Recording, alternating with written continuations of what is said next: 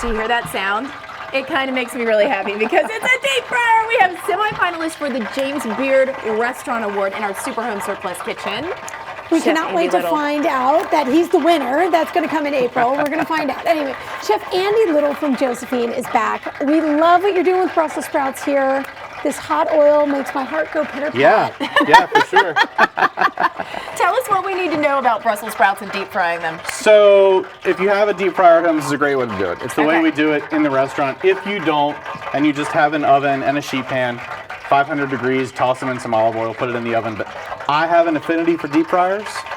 I think everyone does. So usually nothing bad comes out of it. Right. It's a good thing. So we went with Brussels sprouts. I've already started them a little bit because they will pop a little bit. Okay. So please be careful with that if you're cooking at home. Yep. But what I want to do first is we have, if you could help me a little bit here, this is a peanut butter vinaigrette. So the base is peanut butter, salt, pepper, a little bit of champagne vinegar, and honey. And if you just want to add those two and stir. Smells amazing. Okay, so this is... That's champagne vinegar. Champagne vinegar. I do love the smell of vinegar. Honey. And then some honey. Okay. Yeah, dig right in. Do you mind? Don't be scared. I won't. I'm all about it. So what we did here, the Brussels sprouts deep fried at 350 for about 2.5 minutes. So they get nice and golden brown. And we're going to take those and just pop them right in. I mean, can you give that a smell? Can you...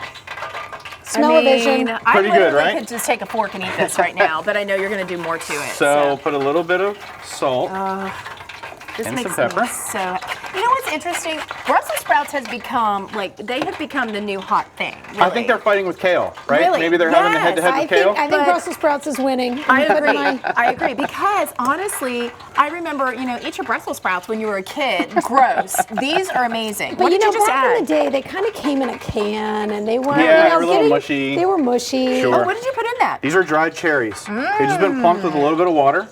So dried cherries, if you have raisins at home, so that's what you do when your dried cherries get hard. Because sometimes if your child doesn't seal the container correctly, they get really hard at home. So now I know. Looking at you, John. I'm sending it to you, little John. That's right. All Exactly. right, so mandarin oranges. Mandarin oranges. They're a little sweeter, but the Brussels sprouts, once they go in the fryer, they get a little bitter, and that helps tame some of the bitterness. I love all of this right now that's happening. So Can we talk about this vinaigrette? What made you think peanut butter vinaigrette with Brussels sprouts? Because that seems really out there. Yeah, it's totally different. So this is one of those things. It's one of the most popular items on the menu. It was one of the last items to go on the menu when we first opened, and it was kind of, I don't know, that sounds like it might be all right. One of the happy coincidences of cooking. See, so that never works out for me. But you have to try. When you're up for a James Beard Award, it works out for you. Very Okay, true. how much? Just a little bit? Let's see. Okay. That looks good. About there? Okay. He's going to mix that up. I'm getting us a plate.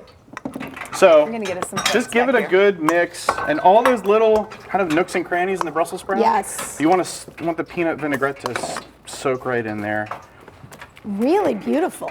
I feel good about this. So this recipe is on our website at todaynashville.com, and I already printed it off, so I can make it at home. I have a question so for excited. you. If people would like to come to your restaurant this weekend, how far in advance do they need to do reservations? I mean, are you booked up for Friday night, or what's going on? I mean, Fridays and Saturdays are normally pretty busy, but we do brunch on Saturday and Sunday.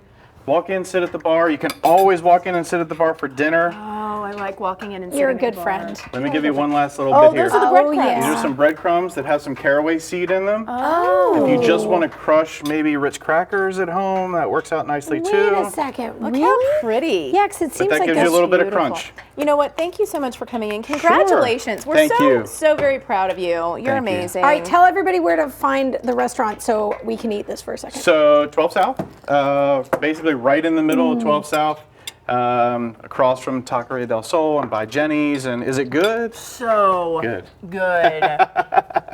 Should we stop the show and just finish eating the Brussels sprouts? 100%. Josephine's Holy on moly. 12. Oh my goodness, Chef Andy Little. There's a reason he's up for the James Beard Award. You're amazing. It might just be for just this dish. I'm just saying. Thank you you. for coming in. Comic book lovers. Yes.